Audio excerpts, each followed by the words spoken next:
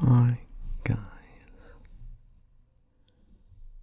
let's play some live commentary. Let's chess. I'll just do a search for a 5-minute game with a 2-second increment, and I got one. So the usual queen's pawn opening should come as no surprise. Let's say hi to this guy. Good luck. And let's see what he comes up with. I can drink a sip of my coffee in the... he bought the game. We'll just search for a new one.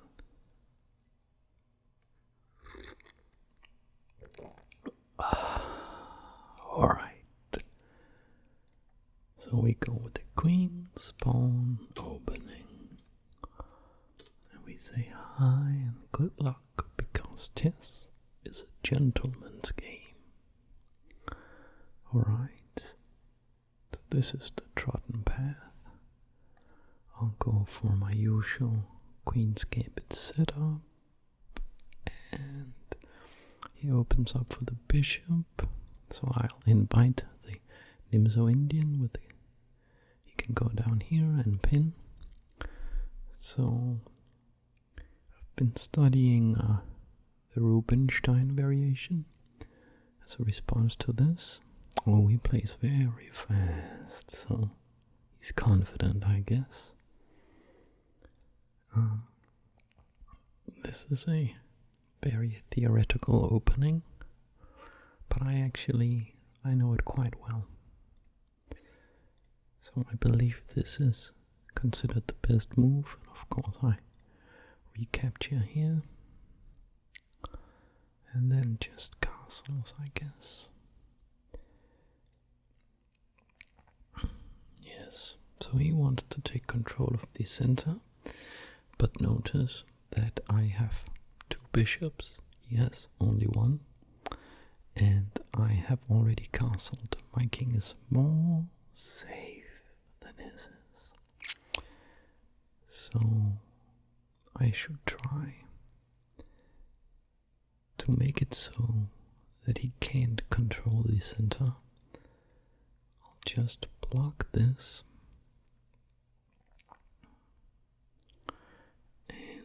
Ideally, I would like to open the game up, because that favors the 2 nice bishops, the sniper bishops.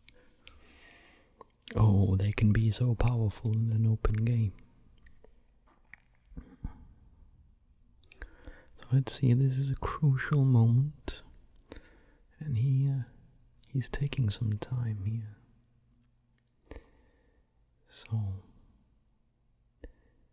I have the doubled pawns, that's a weakness, but he has no dark squared bishop, so my dark squared bishop is unopposed, giving me a potentially devastating control of the black squares or the dark squares on the chessboard. So I'm really catching up on the time here. Alright. So this move of course pins the knight to the queen, so that if the knight moves, the queen will fall. But I do not really care about that right now, because I can force his knight to move instead of my own. So that knight might be slightly awkward there. I should get rid of his bishop and initiate an attack on the king, I think. I do also have a check, actually, with the queen. So I think if he sees that, he will probably capture my knight, and I will recapture with the queen, and therefore not have the check. Oh, okay, he blocked it like that. So if I throw the check now, Yeah, well, he'll just capture my queen. But I can initiate an attack on his king like this. So the idea is that I want to play the f pawn, which is the pawn in front of my rook that is next to my king. I want to play that forward in order to open the game up. And yeah, you can see like now my rook is getting active, and I want my bishops to get more active so that I can attack his king and exploit that it has not yet castled and is slightly awkward. But yeah, I should probably just chop that knight off. Perhaps he should have castled there, because now he has these doubled pawns and it's weak, and there's like, so for instance I take here, I think, just calculating, yeah, and now you can see there's sort of an inroad into the king there. So if I go here, I'll be attacking this pawn, and my pieces are just getting better and better. My light squared bishop still lacking. It's hemmed in by its own pawns, which means that it is a bad bishop. So everything is not perfect, I understand that, but I am very happy with my position. Okay, I think he wants to castle queenside. Yeah, but I'll just prepare that in advance. That's called, with a very fancy word, that's called prophylaxis. That's a word, huh? Prophylaxis. But when I do something that anticipates a plan of his, then we call that prophylaxis. And look, like this rook is now attacking where he castled into, so I'm one step ahead of him. Now I put my queen in front. I just need a precise move here. He can't take this, because if he does take it, I will capture his pawn next to his king with my queen, and it will be check, and that will be devastating. Oh, he just went there. That's pretty good. Annoying. That's pretty good. Yeah, I can go here. This is a double attack or a fork. I attack the pawn on a7, and I attack the pawn on c5, the pawn that is in front of his queen. And that is attacked both with the bishop and the queen. My bishop on e3.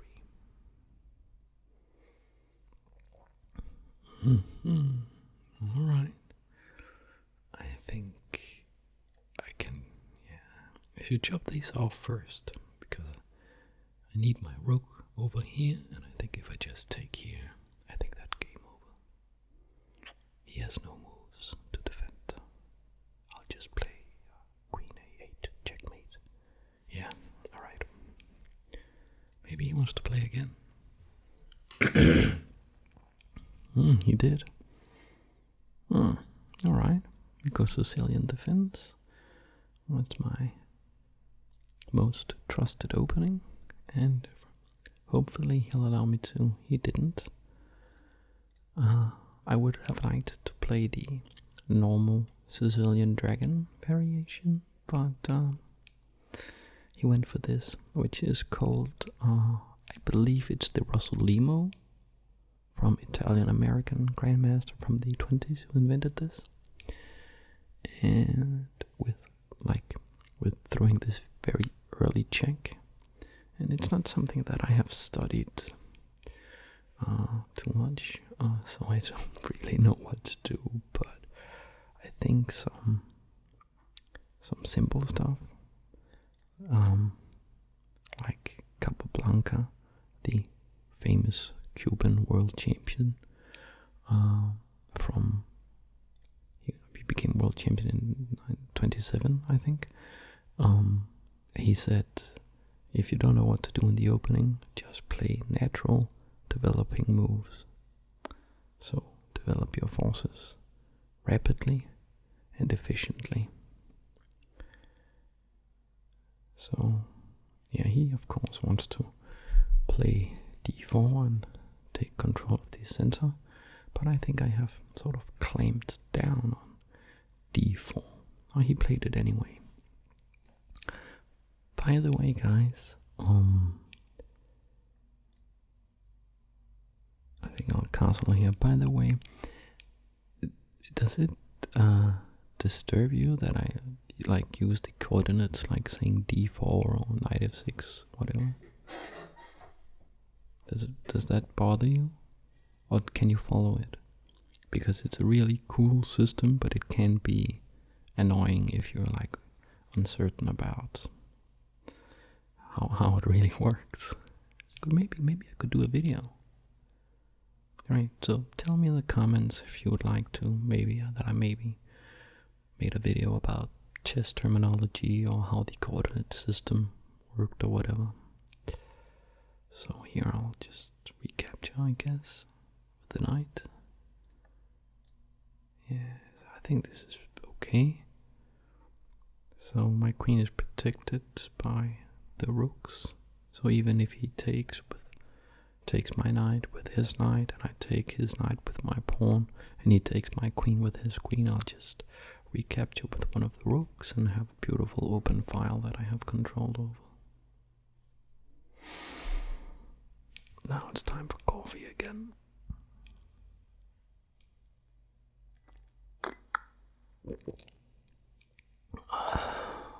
Coffee.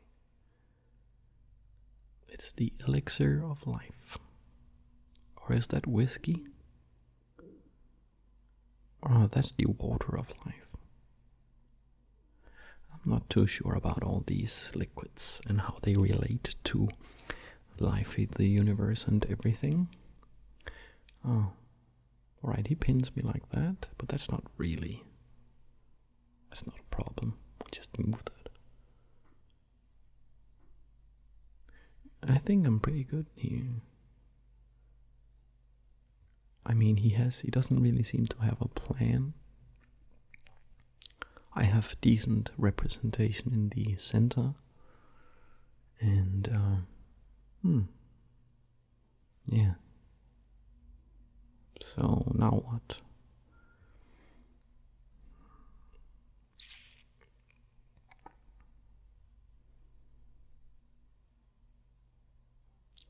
I'll just do yeah. To be honest, guys, I'm not, I just played this. Okay, I'll just recapture. I played the queen move. She was the only piece on the back rank that didn't do anything. Though I thought I can attack the pawn in front of his knight because his rook, if I get to take that pawn, his rook is trapped in the corner. So that's sort of a threat I have. So admittedly that's a bit weak, but now I think it makes sense because I can take here, and you notice that if he recaptures with the queen, that pawn is hanging. So I can just go down and take that, unless I'm missing something. I don't think I am. Alright, he resigned, he saw it. So I would have captured the pawn down here. I would have won. So we're playing again. This is going tremendously well. I'm actually just about to breach 2,000 rating points. That's a personal record. Alright, this is a repeat of the Nimso Indian we played in the first round. I'll go with the Rubinstein again. I mean, I won, so he has to show some improvement.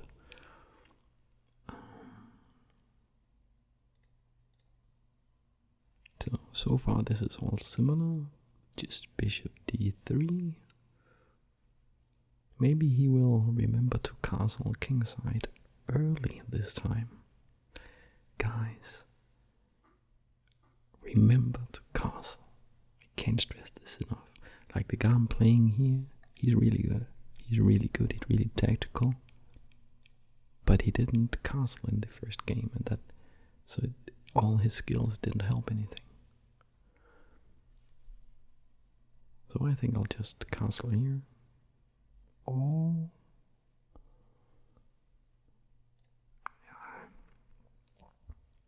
I shouldn't be preaching about castling if I didn't do it myself. That would be arrogant. So I throw in a castle, and I think I'll just go e4 here, like last game. And, or is there some detail different? No, I think the position is exactly the same. And I really think he should castle here. No. Alright. That's right, it takes away a square for my knight. So I'll close the center down. And I give him these kind of awkward knights. He had those in the last game as well. And I think perhaps I should just try the exact same plan. I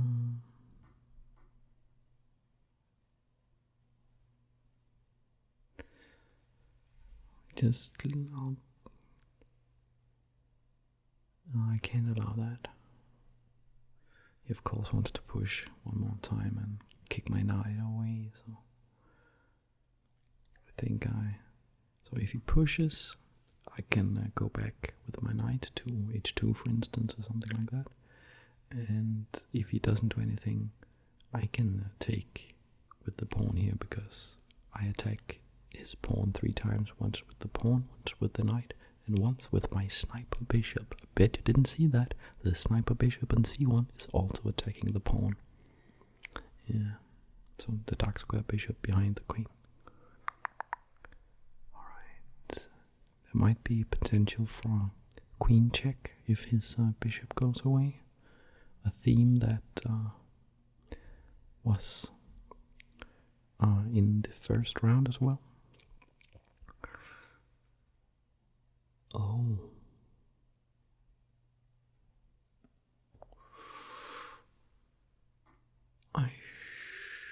This is a bit risky. But I'll take here. So when he takes my knight, I'll take his knight with my pawn, but he will have like quite a big attack then, because he can move his rook and attack my king, and then I can't take his pawn. Does that make sense to you guys? What I'm talking about is, if I take his knight now instead of his bishop, then he will move his rook 1 over. I'll do it, and then you can see. Bet you he'll move his rook 1 over, and then I can't take his bishop, because then his rook could take my king. And if I do take his knight with my pawn, he can go down and say check with the rook, and I will have to move the king, and everywhere he moves the rook, my king will be attacked by the bishop. So we can win the game like that. So I can't allow that. So I can't take the pawn. So I should just do like this. So now he can't attack me, and he has to do something. Excuse me. He has to do something about the knight. And actually,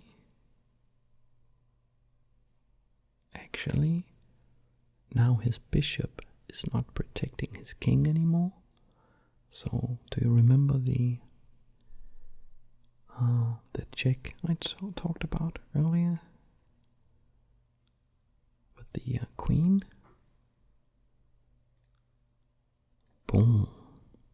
Now the bishop can't go back, and I think this is game over for him. Because yeah, it is. I'll just throw this check. You really should castle. Sorry to say it, but take a listen. Take that as a lesson, guys. Castling is really good. Right. So let's see what's happening here in the fourth game. Hey, I broke 2000. Nice. So it's the Russell-Limo variation again. Worked out pretty good last time. What am I doing? I'll just go here.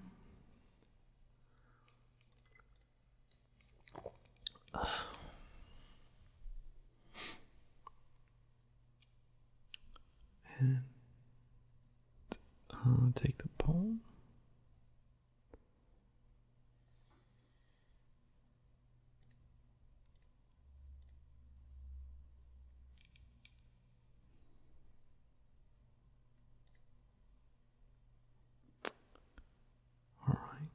And then,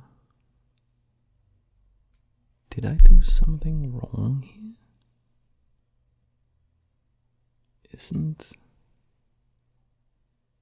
What's different? Something's different from the first time we played this.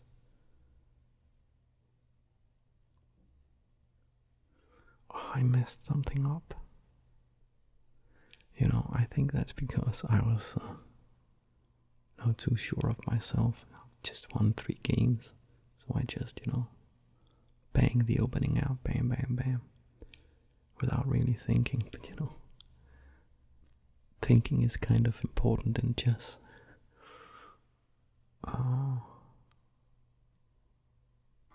not sure. Can I just castle here? What do you guys think? Is this a good moment to castle? I think I kinda have to in order to complete my development. But I think his pieces look kinda scary. Like they're in the middle, and yeah, they look kinda scary.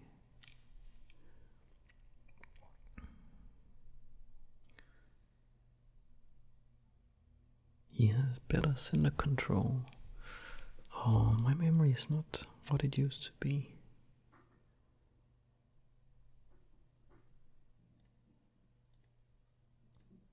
A castle here. And then he must show me what it is that I have done wrong.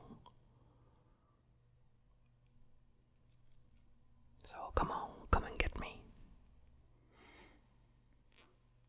Yeah.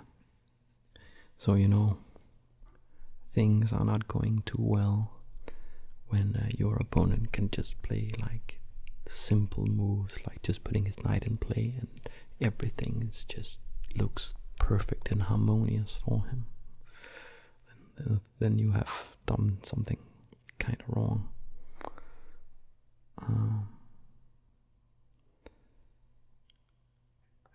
Also, why did I put that knight there? It's not really doing anything. Perhaps I should have put my queen there instead. That might have been better.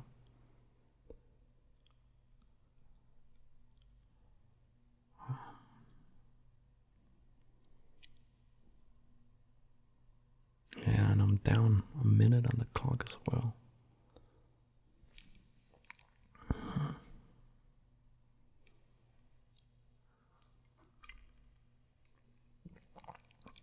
At least I have my damn good coffee. It's so nice being back with the ASMR videos. Interacting with you guys again. I really missed that. But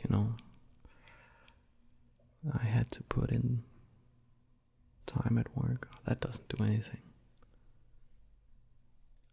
He just play that to buy time. I'll just move to buy time as well.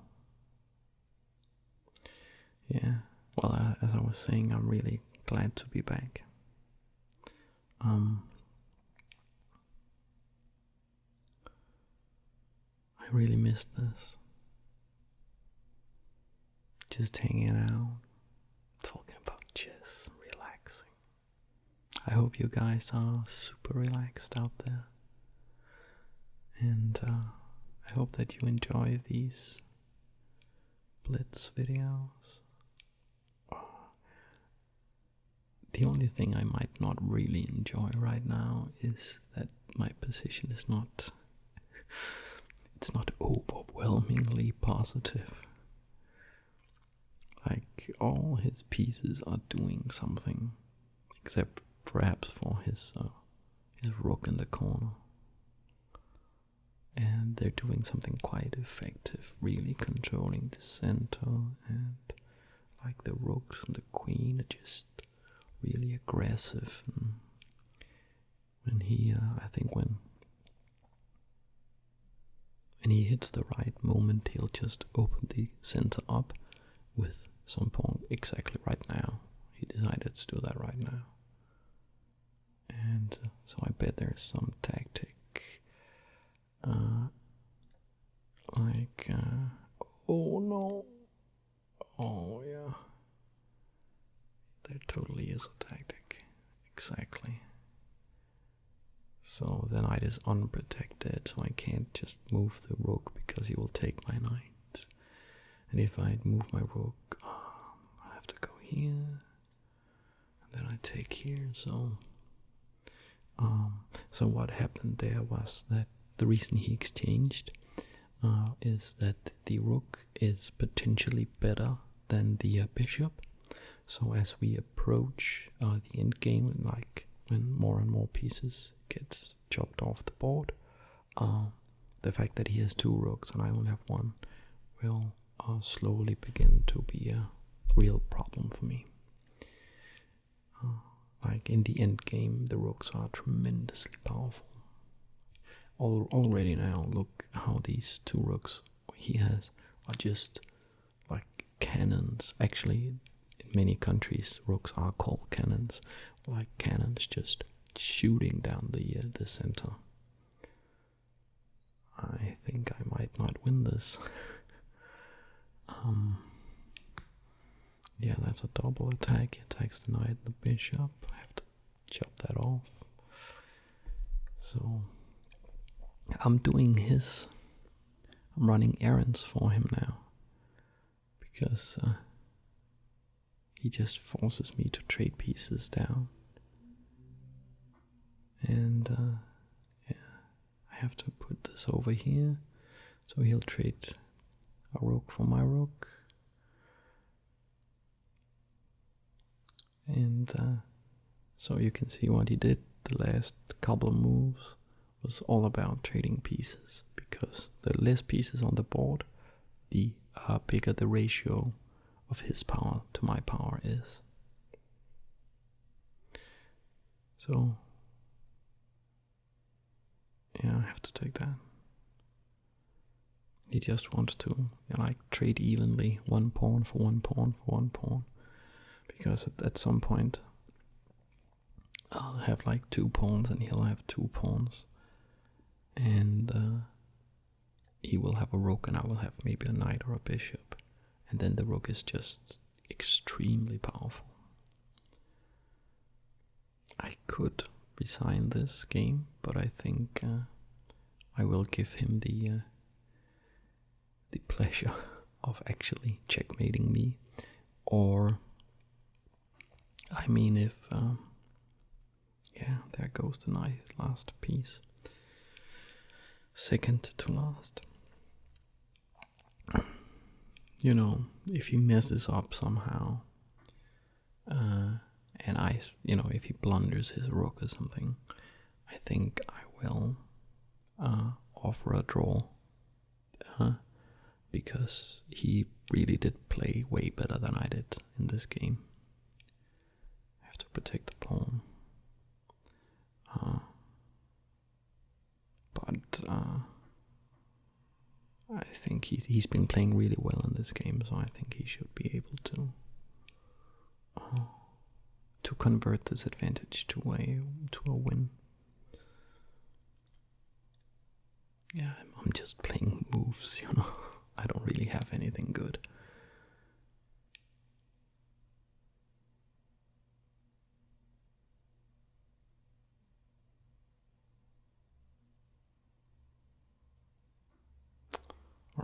attacks the bishop. I move the bishop out of the way.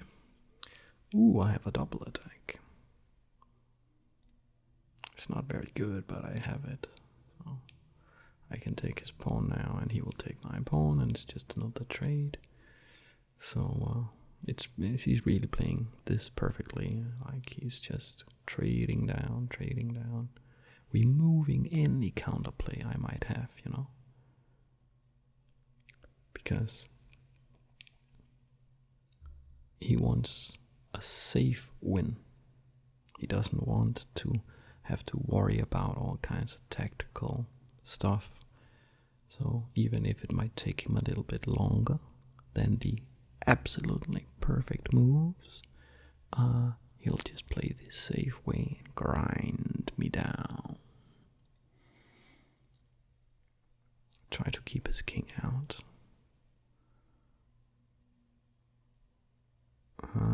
Yeah, of course he wants to attack my pawns from behind, and I'm losing on time.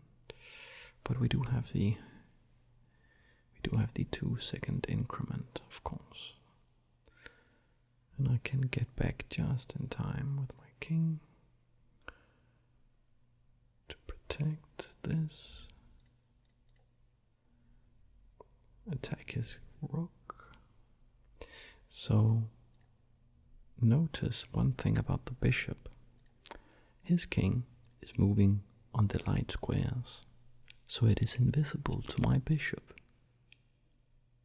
His 2 pawns on the king side, they are on white squares.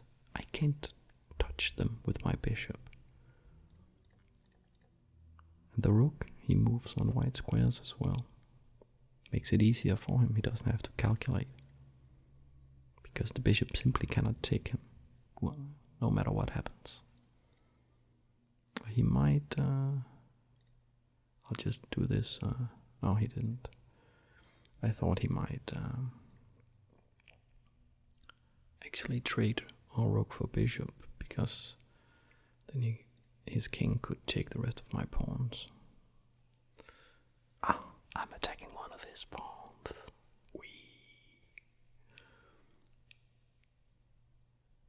Will he just move it? No, he didn't. So he'll take my pawn. So look how far he has. Yeah, he throws a check. Look how far he has traded down. You can really see the rook, how powerful it is now. He's actually he's going to checkmate me. I almost haven't got any moves that doesn't lead to checkmate.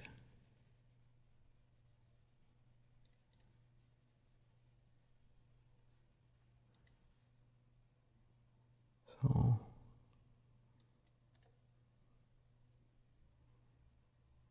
yeah, this is a real problem.